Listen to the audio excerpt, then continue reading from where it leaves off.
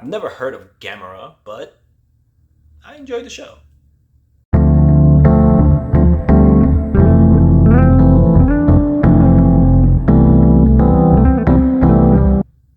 Hello, welcome to Just My Thoughts. I'm your host Khaleel Ward. On this episode, I'll be talking about a Netflix show called Gamera. It's 6 episodes. They're like 45 minutes each. Gamera is a huge turtle. He kind of reminds you of Godzilla, like in the face. His chest glows. He shoots like little fireballs at people. And he flies. It's very cool, but also weird when you first see it. The show takes place in Tokyo. There's a bunch of characters, but we follow like this group of 4. Boko, Joe, and Junichi is a girl. Didn't know that.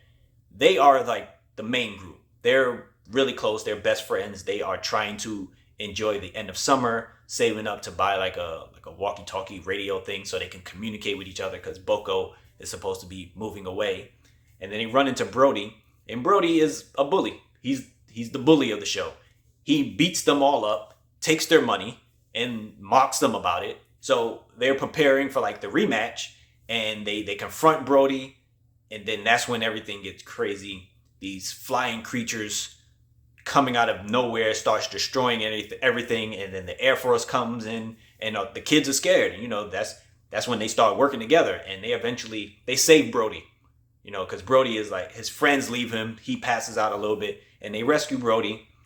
They meet some like scientists who are telling them like what's going on with these monsters and these kaiju basically, and the kids are important to what's happening. Like the kaiju basically want to eat children, which is very weird.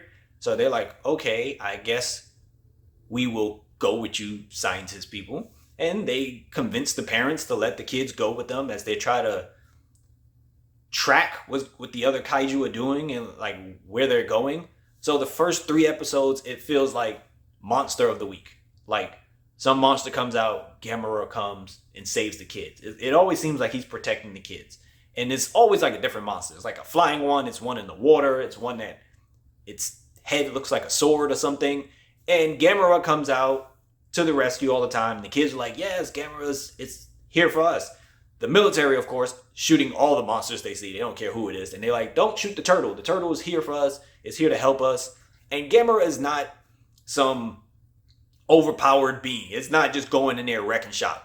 Gamera gets its behind whipped a lot. And you see, when that happens, you see the strategy change. And that's when you see his other abilities. Like, yeah, he could fly, but he could do some other stuff. And I was like, that's unexpected. Wow. Like if the monster does one ability to Gamera, like he counters it the next time around, which is very cool. Episodes 4 through 6, that's where we get more understanding of the real plot and what's really happening in this particular show. And it's kind of messed up. But the show is dope. Like you are invested and interested in what's happening with these characters. Boko is like the unofficial leader.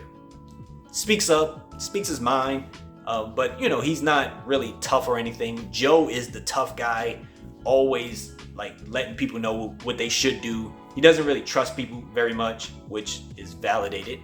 Junichi is a girl.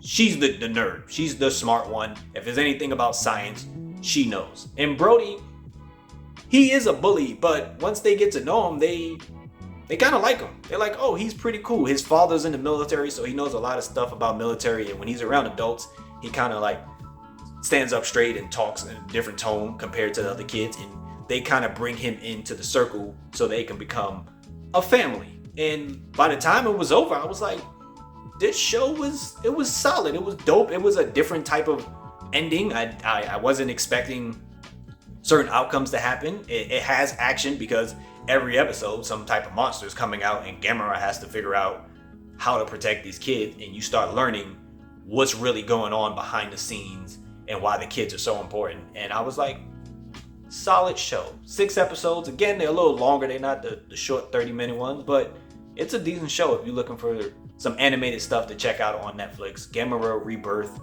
is pretty cool, and I recommend it. If you've seen the show, let me know what you thought about it. Thanks for watching.